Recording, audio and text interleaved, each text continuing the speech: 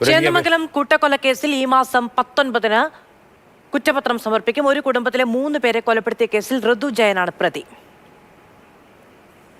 പ്രതിക്ക് മാനസിക പ്രശ്നങ്ങളുണ്ടെന്ന വാർത്ത അടിസ്ഥാനമില്ലാത്തതാണെന്ന് പോലീസ് കണ്ടെത്തിയിട്ടുണ്ട്. വിവരങ്ങളുമായി ശ്യാംപ്രസാദ് ഉത്തമൻ ചേരുന്നുണ്ട്. ശ്യാമ, നമുക്കറിയാം ലഹരിയിലായിരുന്നു കൊലപാതകം നടത്തിയെന്നുള്ള രീതിയിൽ വാർത്തകൾ വന്നിരുന്നു. എന്നാൽ അതങ്ങനെയല്ല. ഈ യുവാവ് ലഹരിയിലായിരുന്നില്ല എന്ന് അന്ന് തന്നെ പോലീസ് പറഞ്ഞിരുന്നു. മറ്റ് മാനസിക പ്രശ്നങ്ങളും ഈ ഋതുവിനില്ല. ഇയാൾ ഒരാൾ മാത്രമാണ് പ്രതി എന്നാണ് ഇപ്പോൾ കണ്ടെത്തിയിരിക്കുന്നത്, അല്ലേ?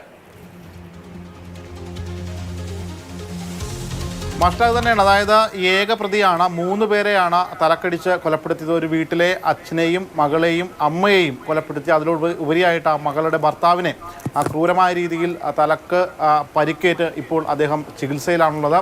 നിലവിൽ ഈ കേസിൽ മുനമ്പം ഡിവൈഎസ്പി എസ് ഹരീഷിൻ്റെ നേതൃത്വത്തിലുള്ള 17-അംഗ സംഘമാണ് അന്വേഷിച്ചത്. ഏകദേശം 30 ദിവസങ്ങൾ കൊണ്ട് കുറ്റപത്രം പൂർത്തിയാക്കണമെന്നായിരുന്നു നിർദ്ദേശം. അവർ അതുപോലെ തന്നെ ഈ പഴുതടച്ച ഒരു കുറ്റപത്രം തയ്യാറായിരിക്കുന്നു. അതിൽ പ്രധാനമായിട്ടും 100-ലധികം വരുന്ന സാക്ഷികളാണുള്ളത്. അതിൽ 50ഓളം വരുന്ന അനുബന്ധ തെളിവുകളുണ്ട്. ഇതിൽ പ്രധാനമായിട്ടും ഈ അനുബന്ധ തെളിവിൽ ഈ കൃത്യം നടത്തിയ ദിവസം, അന്നേ ദിവസം ഇവരുടെ വീട്ടിലേക്ക് കയറി ചെല്ലുന്ന CCTV ദൃശ്യങ്ങൾ തന്നെയാണ്. അതിലുപരിയായിട്ട് ഇതിൽ ദൃക്സാക്ഷികളായിട്ട് ഈ മരിച്ച വിനിഷയുടെയും നിലവിൽ ചികിത്സയുള്ള ജിതിൻ്റെയും മക്കൾ 2 പേരുമാണ്. ഇവർ 2 പേരുടെയും മൊഴി പോലീസ് രേഖപ്പെടുത്തിയിട്ടുണ്ട്. അവർക്ക് കൃത്യമായ രീതിയിൽ കൗൺസിലിംഗ് അടക്കം നടത്തി.